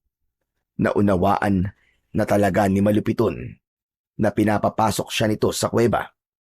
Ngunit bago pa siya tuluyang makapasok, nakarinig siya ng mga yabag at sigaw. May mga taong tumatakbo, para bang may hinahabol. Kaya naman, binilisan niya ang kanyang kilos at pumasok na siya sa loob. Grabe, sobrang dilim naman dito. Wala na akong makita. Marahan siyang kumilos. Ayaw niyang makaapak ni isang libingan sa loob. Patawad po. Tabi-tabi po. Patawad kung pumasok po ako dito nang walang pahintulot. Huwag po sana kayong magagalit sa akin, ha? Patawad po talaga. Paulit-ulit niyang sambit sa kanilang mga ninuno na nakalibing doon. Nagpatuloy siya sa paglalakad hanggang sa marating niya ang dulo ng kuweba. Doon siya umupo. Niyakap niya ang kanyang mga tuhod at patuloy na umusal ng mahinang dasal para sa mga yumao. Maya-maya pa ay biglang may narinig siyang malakas na putok. Doon mismo sa labas ng kuweba, tinakpan niya ang kanyang bibig para hindi siya makagawa ng kahit na anumang ingay. Sa mga sandaling yon, narinig niya ang tinig ni Guwahon, ang kanilang tagapagsanay. Nakikiusap ako! Huwag kayong pumasok dyan! Sagradong lugar na yan! Libingan niya ng aming mga kasama! Pakiramdam ni Malupiton ay may pumasok at sandaling sumilip. Patuloy sa pagsigaw-sigawahon. Pagkatapos nun ay parang may binubugbog dahil sa mga tunog at daing na nanggagaling sa labas. Narinig din niyang nagmamakaawa ng labis sigawahon. Huwag! Nakikiusap ako! Huwag! Huwag kayong manakit na mga alaga naming hayop! Huwag sila! Tama na! Ilang sandali pa, narinig naman niya ang isang malakas na putok at pagkatapos nun, biglang naghari ang katahimikan. Makalipas ang ilang minuto, nang maramdaman niyang wala ng tao sa labas, dahan-dahan siyang lumabas ng kuweba. Ngunit isang masakit na tanawin ang bumungad sa kanya. Ang Tamaraw, nakahandusay, duguan at may tama ng baril sa katawan. Naghihingalo na ito. Mabilis niya itong nilapitan. Diyos ko! Tamaraw! Sinaktan ka nila. Wala silang awa. Masaol pa sila sa hayop. Umungol ang Tamaraw. Paunti-unti na lang ang paghinga nito.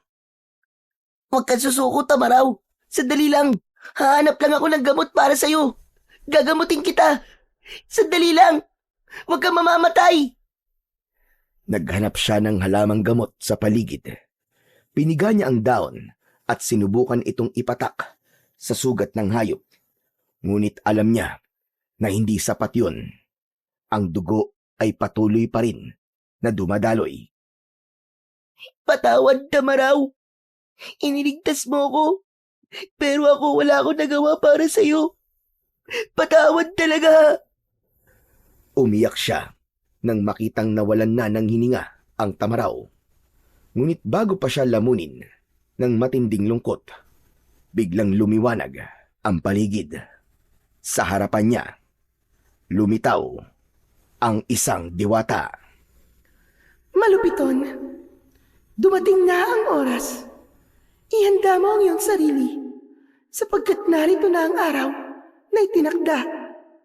Ikaw ang magiging tagapagtanggol ng iyong mga katribo. Paanong... Hindi ikaw ang pumili ng iyong kapalaran, Malupiton. Ang aking alaga, ang Tamaraw, ang siyang nagpasya. Sa kanyang pagpanaw, nais niyang ipamana sa iyo ang mutyang matagal na niyang iniingatan. Isang kapangyarihan na magagamit mo upang ipagtanggol ang iyong mga kababayan laban sa mga mananakop. Teka, ako po? Bakit po ako? Mahina po ako, hindi magaling. Si Balong, hindi ba't siya ang dapat dahil magaling siya, malakas at saka matapang? Umiling ang diwata at marahang lumapit sa kanya. Hindi lakas o tapang ang sukatan ng tunay na mandirigma, kundi ang pusong handang magsakripisyo kahit walang kapalit. At ikaw yun, Malupiton, hindi siya. Talaga po? Makinig ka sa akin. Kumuha ka ng sisidlan at sahurin mo ang kanyang dugo.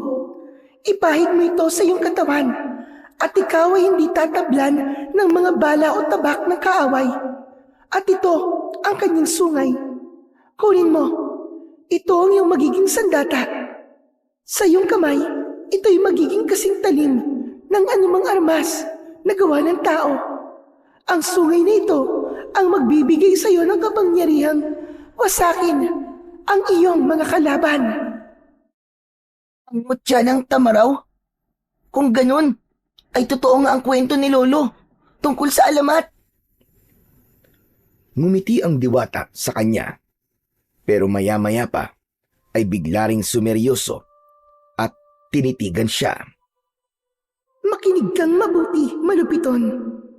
Ang dugo at sungay ng Tamaraw ay hindi lang isang biyaya. Ito rin ay maaaring maging sumpa kung gagamitin mo sa kasamaan. Kapag ginamit mo ito sa pansariling kagustuhan, ikaw ay lalamunin ng taglay nitong kapangyarihan. Pero dahil alam kong mabuti kang bata, tanggapin mo ang biyaya na galing sa aking pinakamamahal na alaga. Kung yan po ang hiling niyo, mahal na diwata, tinatanggap ko po. Kung ganon, ipinagkakaloob ko na sa iyo ang kapangyarihan. Pagsilbihan mo at ipagtanggol ang iyong tribo. Ipaglaban mo ang kanilang buhay, ang inyong mga lupa, at ang inyong kinabukasan. Lumakad na palayo ang mahiwagan diwata. Ilang sandali pa, nakita niya mismo sa kanyang mga mata ang pagbangon ng kaluluwa ng Tamaraw. Sumunod ito at sumabay sa diwata bago sila tuluyang naglao. Tumango ang Tamaraw na tila nagpapaalam sa kanya. Biglang sumabog ang liwanag sa harap niya at naglaho na ang liwanag. Naiwang mag-isa si Malupiton. Huminga siya ng malalim. Pero sa halip na matakot, nakaramdam siya ng kakaibang kapayapaan sa kanyang puso. Isang ngiti ang gumuhit sa kanyang mga labi. Masaya siya na siya ang pinili upang maging tagapagtanggol ng kanilang tribo. Alam niya sa sarili niya na mula sa araw na yon ay hindi na siya magiging anino lang ng iba. Hindi na siya ang batang tahimik lang. Hindi na siya mahina at hindi na siya tatawaging anak lang ng lakan. Ipinangako niya sa kanyang sarili na yayakapin niya ang lahat ng tungkuling nakaatang sa kanya at ang kapangyarihan na ibinigay sa kanya ay gagamitin niya hindi para sa sarili kundi para sa kanyang mga katribo. Dahan-dahan siyang lumapit sa bangkay ng Tamaraw. Maingat niyang pinuno ng dugo ang kanyang sisidlan at pagkatapos ay nagpahid siya sa kanyang buong katawan mula ulo hanggang paa. Pagkaraan ay napatingin siya sa gilid ng kuweba. Doon niya nakita ang isang matulis na bato na ginagamit ng matatanda upang alisin ang laman sa buto ng yumao bago ilagak sa kuweba. Kinuha niya ito at siya niyang ginamit para kunin ang sungay ng dakilang tamaraw. Lumuhod siya sa tabi ng bangkay at sinimulang ihiwalay ang sungay sa katawan. Patawad at maraming salamat, Tamaraw. Ang sakripisyo mo ay hindi masasayang. Pinapangako ko yan. Habang unti-unting nahihiwalay ito, may dumadaloy na init mula sa mismong sungay, papasok sa kanyang kamay, at nang tuluyan niya itong makuha, sumiklab ang malamlam na liwanag mula rito, tanda ng kapangyarihang pumaloob sa kanya. Mutya ng dugo at sungay.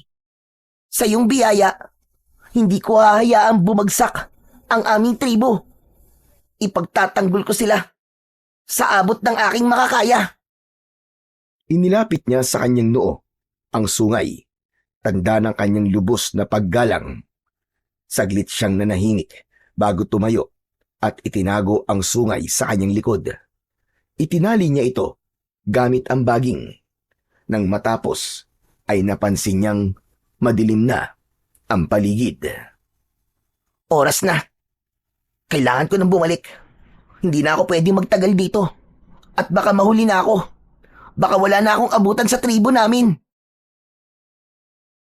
Naglakad na siya pauwi sa kanilang maliit na komunidad. Nang malapit na siya, may napansin siyang aninong gumagalaw sa hindi kalayuan.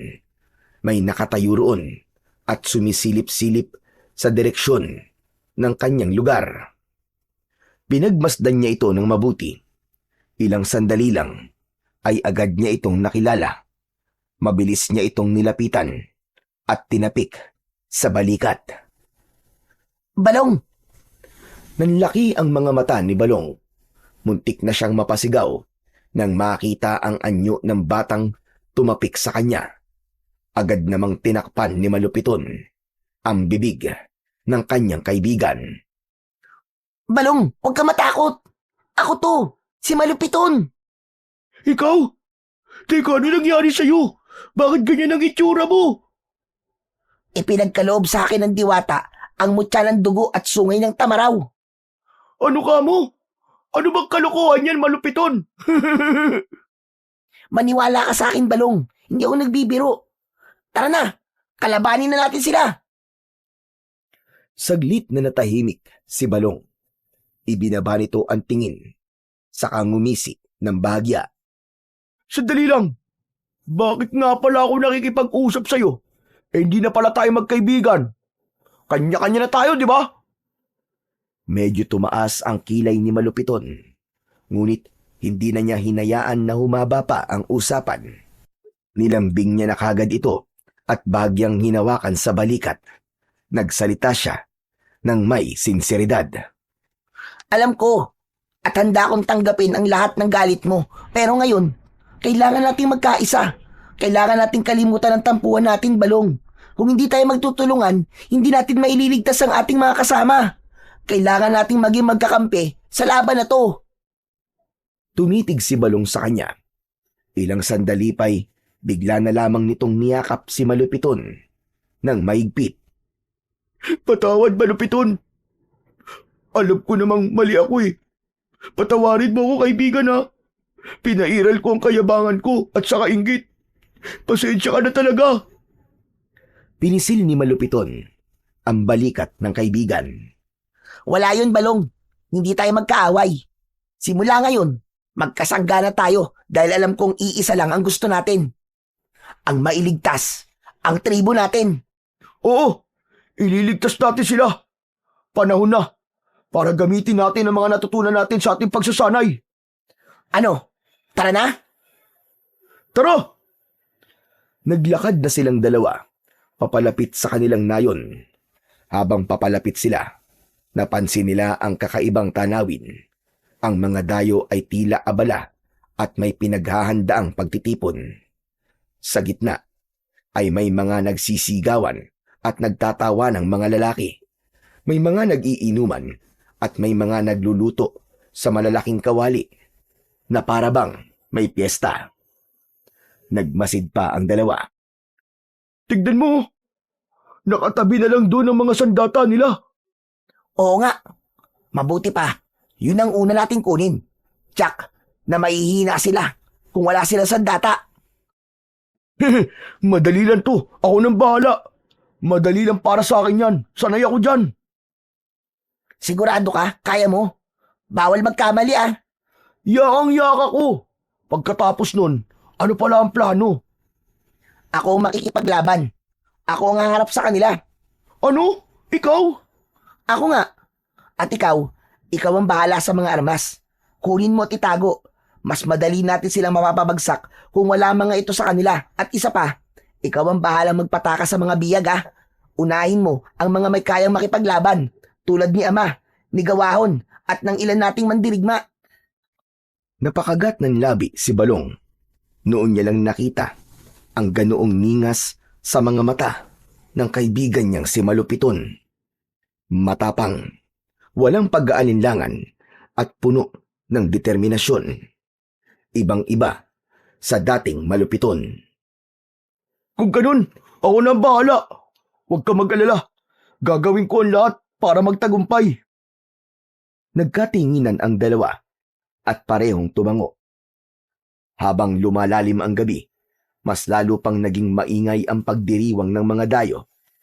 Maya-maya pa ay sinenyasan na siya ni Malupiton. Tumango si Balong. Gumapang siya papalapit. Dahan-dahan, tila isang ahas. Samantala, nanatiling nakamasid si Malupiton, handang sumaklolo anumang oras. Ang ilan sa mga dayo ay lasing na. Nagtutulakan, nagtatawanan at nagsisigawan na. Kaya naman, hindi nila napansin ang ginagawang pagkilos ni Balong. Isa-isa niyang kinuha ang mga baril at isinilid sa dala niyang sako. Nanginginig ang kanyang mga kamay habang ginagawa ito. Biglang may isang dayo ang dumaan malapit sa kubo. Natigilan si Balong, halos hindi makahinga. Ngunit sa kabutihang palad, dumaan lang ito. Umihi at muling bumalik sa kasiyahan. Nang makasiguro, mabilis na gumapang si Balong papalayo. Dala ang mga armas. Magaling Balong! Nagawa mo! Sabi ko naman sa'yo yakang-yaka ko yun Agad nilang itinago ang mga armas. Tinabunan nila ito ng mga dahon. Oras na. Kapag sumugod ako, patakasin mo na mga kasama natin ha. Para may kasama tayong lalaban. Tumango si Balong. Seryosong nakatingin sa kanyang kaibigan. Sige, panahon na para ipakita natin kung sino talaga ang mga anak ng tribo. Humanda sila! O ano Balong? Handa ka na? Handang-handa na, kaibigan! Sa mismong sandaling yon, lumabas mula sa kanyang pinagkukublian si Malupiton. Tumayo siya sa gitna at sumigaw. Umalingaw-ngaw ang kanyang tinig. Itinaas niya ang matalim na sungay ng Tamaraw. Lumayas kayo sa lupain namin! Mga sakim na dayo! Nung una ay nagulat ang mga ito nang makita ang anyo ni Malupiton. Ngunit di nagtagal ay bigla silang nagtawanan. May ilan pang nahulog sa kanilang mga upuan habang hawak ang kanilang mga tiyan. Mabilis na sumugod ang isa sa mga dayo. Dala ang kanyang tabak. Inundayan niya ng saksak si Malupiton. Ngunit para lang itong bumangga sa matigas na bato. Walang anumang bakas ng sugat sa katawan. Ang bata, agad na inihampas niya ang sungay ng Tamaraw sa tagiliran ng kanyang kalaban at sa isang tira, bumagsak ito ng pasadsad sa lupa at nawalan ng malay. Habang nagaganap yun, mabilis namang kumilos ang kaibigan niya na si Balong. Pumuslit siya sa kulungan kung saan nakatali si Lakan, si Gawawon at ang ilan pang mandirigma sa kanilang tribo. At sa isang iglap, hinalagan na niya ang lahat. Tuwang-tuwa ang lahat kay Balong sa pagkakaligtas niya sa mga ito. Ang galing mo! Mahusay ka talaga, Balong! Maaasahan ka talaga kahit kailan! Hangang-hanga na talaga ako sa'yo! Teka! Salamat! Pero hindi! Mali po! Hindi po ako ang dapat niyo pong hangaan! Ano? Teka! Ano bang ibig mong sabihin? Si Malupiton po! Siya po dapat kasi nandun siya ngayon at kinakalaban ng mag-isa ang mga dayo. Bilisan po natin! Kailangan po natin siyang tulungan! Baka mapahamak siya! Pagkatapos nun, napangiti si Gawawon kahit puno ng sugat ang kanyang katawan dahil sa pambubugbog sa kanya ng kanilang mga kalaban. Samantala, ay nagulat naman ang Lakan nang marinig ang sinabi ni Balong. Hindi siya makapaniwala na nagawa ng kanyang anak ang humarap sa mga kalaban. Teka, tama ba narinig ko? Paanong nangyari yun? Saan kinuha ng anak ko ang kanyang tapang? Mamaya na lang po tayo magkwentuhan. Baka pumapano na ang kaibigan ko eh. Tara na po, bilisan natin. Sige, tama ka Balong, tara na. Hindi pwedeng wala tayong gawin. Mga mandirigma, kunin ang ating mga armas. Lalaban tayo para sa ating tribo! Agad na kumalat ang mga mandirigma at namulot ng kanilang mga sandata. Ang bawat isa ay may kanya-kanya ng tangan ng mga pana, sibat at itak at punong-puno ng determinasyon at tapang upang ipagtanggol ang bawat isa. Samantala, tuloy-tuloy lang ang laban ni Malupiton. Mabilis ang kanyang mga galaw. Sa bawat tira ng mga kalaban, mabilis niya itong naiiwasan. Parang isang mailap na tamaraw. Mahirap nilang mahuli. Mahirap masukol. Ngunit sa kabila ng kanyang kakaibang lakas at bilis, ang lahat ng kalabang napapatumba niya ay hindi niya pinapatay. Sagrado ang buhay ng bawat nilalang para sa akin. Hindi ko kayang pumatay ng kaaway. Umalis na lang kayo at hayaan nyo kaming mamuhay dito ng tahimik.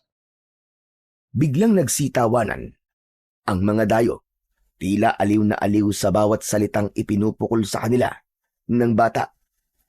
Ilang saglit pa, isa sa kanila ang umabante at tumingala sa buwan. Unti-unti, nag-iba ang kanyang anyo. Dapat ba talaga kaming matakot sa'yo, ha bata? Napaatras si Malupiton nang makita ang pagbabagong anyo ng kanyang kalaban. Ang balat nito ay naging kulay itim.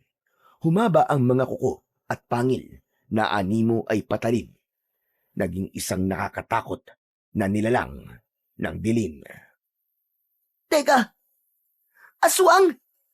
Tama ka bata, isa nga akong aswang. At alam mo bang, naaakit ako sa amoy ng dugo mo? Wag ka lalapit. Hindi ako mangingimisaktan ka. Maniwala ka sa akin. Sasaktan mo ko. Pero hindi yun ang nakikita ko sa mga mata mo. Nararamdaman ko ang takot mo. Unti-unti na napaatras si Malupiton. Kita na ang kaba sa kanyang mga mata. Ang aswang ay dahan-dahang lumapit sa kanya. Ikaw, maliit na mandirigma. Ikaw ang magiging hapunan ko. Umabanti na ang aswang. Kaya naman muling napaatras si Malupiton. Ngunit sa kanyang pag-atras, may bigla siyang nabangga. Nang lingunin niya, nakita niya ang kanyang ama na si Lakan Daturos, nakatayo sa likod niya. Huwag ka matakot. Alam mo bang nung kasing edad mo ko, ay may napatay na rin akong aswang noon? Talaga po? Oo, isinama ako ng Lakan noon para daw mangaso. Pero hindi ko alam na aswang palang hahabulin at kakalabanin namin. Isang aswang na naligaw sa ating kagubatan. Namangha si Malupiton sa kanyang narinig. Ang kaba at takot na kanyang nararamdaman ay biglang nawala.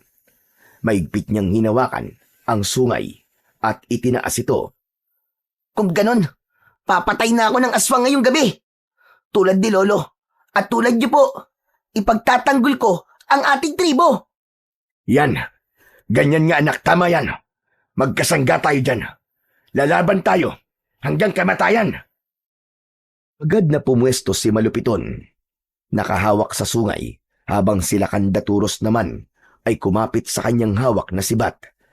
Ngunit bago pa sila makalaban ng sabay, biglang nag-iba na din ang anyo ng iba pandayo. Tulad ng mga naunang aswang, humaba rin ang kanilang mga kuko at pangil.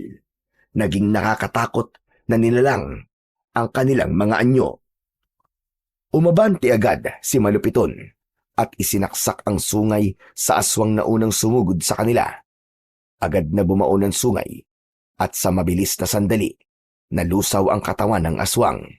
Walang itinira, maski konting bakas. Dahil sa nakita, galit na sumugod ang iba pang mga halimaw. Pinuntirya nila ang ibang mandirigma ng tribo. Lumaban sila, pero ang lahat ng mga sibat ay nabali lang at ang mga palaso ay tumatalbog lang sa kanilang mga balat. Imposible! Hindi sila tinatablan! Anong gagawin natin? Nag-umpisa ng mangamba ang lahat. Ang ilan ay tumakas na, ang iba naman ay nawalan na ng pag-asa. Dahil sa kanilang takot, umatake ng sabay-sabay ang mga aswang. Madami agad ang nasugatan at merong napaslang. Dahil sa lagim na kanyang nakita, naisip niyang hindi na dapat panghinayangan ang buhay ng kanilang mga kaaway. Pumagitna si Malupiton. Biglang nagliyab ang hawak niyang sungay ng tamaraw. Dumaloy ang init nun sa kanyang mga bisig. Agad na sumugod ang isa, pero mabilis lang na tinapos ni Malupiton ang kanyang buhay. Nahiwa ito sa tiyan at nahati ang halimaw sa dalawang bahagi. Bumagsak ito sa lupa at hindi na muling nakabangon. At pagkatapos nito ay nasunog ang kanyang balat hanggang sa abo na lamang ang natira. Ang galing! Kaya nga! Isa kang ang tunay na mandirigma, anak! Tama! Isa kang ang anak ng lakan. Ang lupit mo, bata! Kaibigan ko yata yan!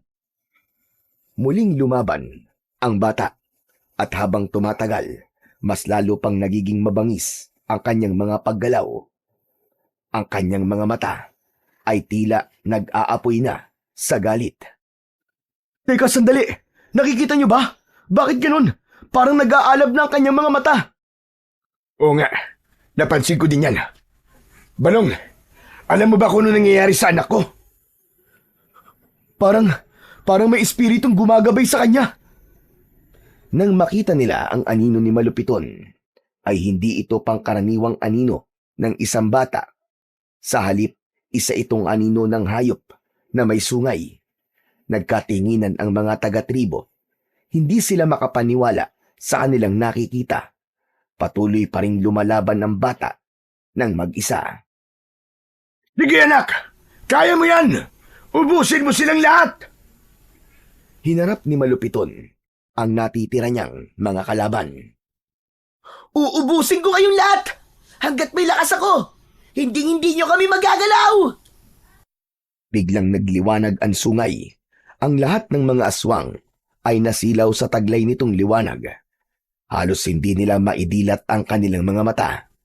Kaya naman, naging mabilis ang kilos ng bata.